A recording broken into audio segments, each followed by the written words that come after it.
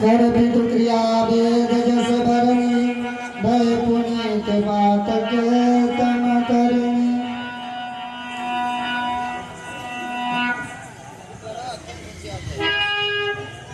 बेटा राम देखिए कि अब अयोध्या इस प्रकार से सोनी पड़ी हुई है क्योंकि वहां राज का कारभार संभालने वाला कोई है ही नहीं, क्योंकि सब समेत पुर धारिय पाओ आप अमरावती राओ।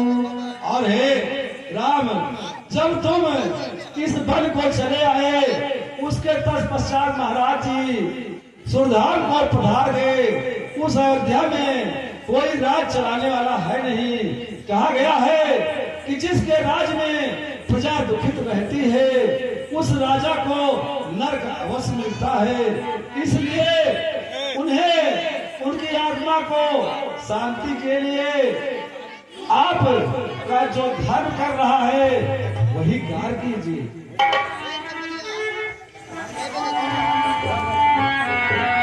हे गुरुदेव, अब आप ही धर्मनीति और राजनीति तथा वेद शास्त्रों में कहे गए नीति के अनुसार आप जो मुझे आज्ञा देंगे हम सभी लोग उसका पालन करेंगे। मैं जानो निज नाथ सुभाऊ और अपराधी पर को न कहूं।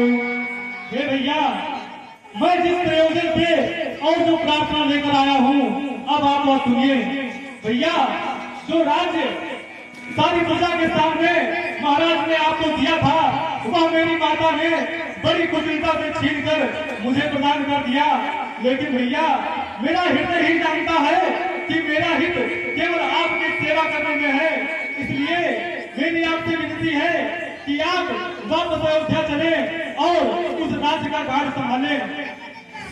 शिशु बनते परि हरवन संगु करहु मती मोर मन भांगु।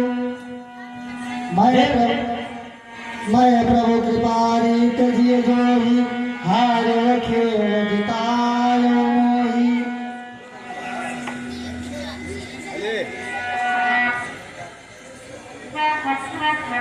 हे भैया भरत, तुम हृदय में व्यर्थ गलाने कर रहे हो।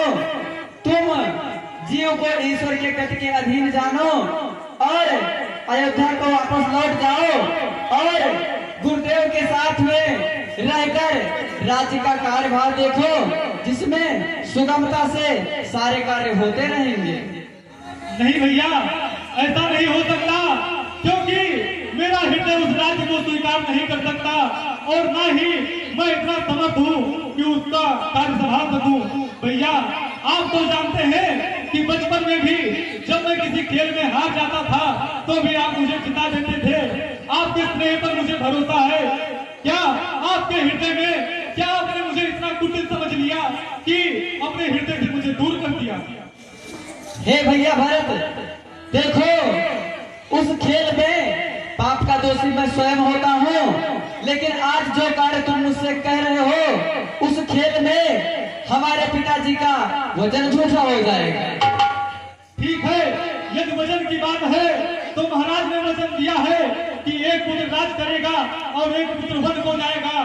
तो ठीक है, आप वापस जाएं और अयोध्या का राज्यकाल संभाले। आपके स्थान पर मैं 14 वर्ष वन में रहूंगा। भैया भरत, धर्म व्यापार नहीं होता, धर्म अति कठोर और व्यक्तिगत होता है और तुम राजा होकर ऐसी बात सोचते हो, ये अच्छी बात नहीं है। संसार में अनाचार फैल जाएगा और आप गुरुदेव के साथ जाइए और राज्य का कार्य कीजिए। गुरुदेव, अब आप भी हमारी रक्षा कीजिए और बताइए मैं कितना प्रेम और भक्ति भैया के चरणों में रखता हूँ। आप ही बताइए कि अब मुझे क्या करना चाहिए। हे बेटा, जिसमें राम की खुशी हो वही कार्य करना चाहिए। ठीक है गुरुदेव। भैया, आप ही आदेश दीजिए। अब मेरी आंखें खुल गई हैं, अब मेरी आंखों से स्वार्थ का पर्दा हट चुका है और मैं समझ चुका हूँ। अब आप मुझे आदेश दीजिए और जो आप कहेंगे उसी को मैं भक्ति की पूजा समझकर करूंगा। हे भैया भरत, देखो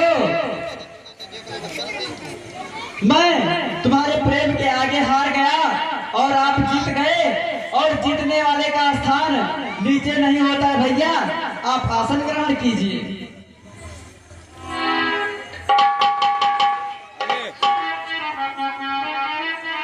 और जो राज्य तुम मुझे देने आए हो मैं उसे सहर्ष स्वीकार करता हूँ, परंतु तुमसे मेरी एक विनती है कि तुम जाओ और राजभाग को संभालो।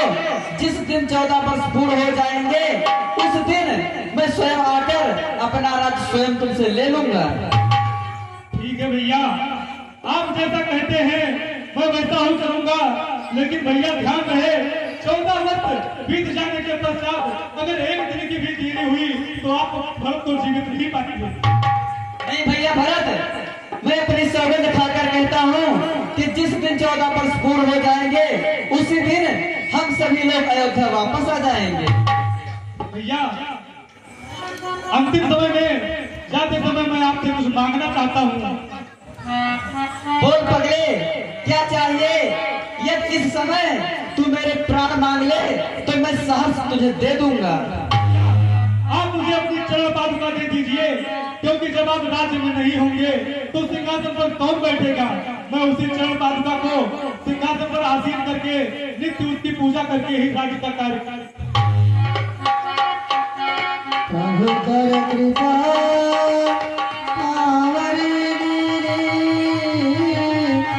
सादर भरत शीस धरनी।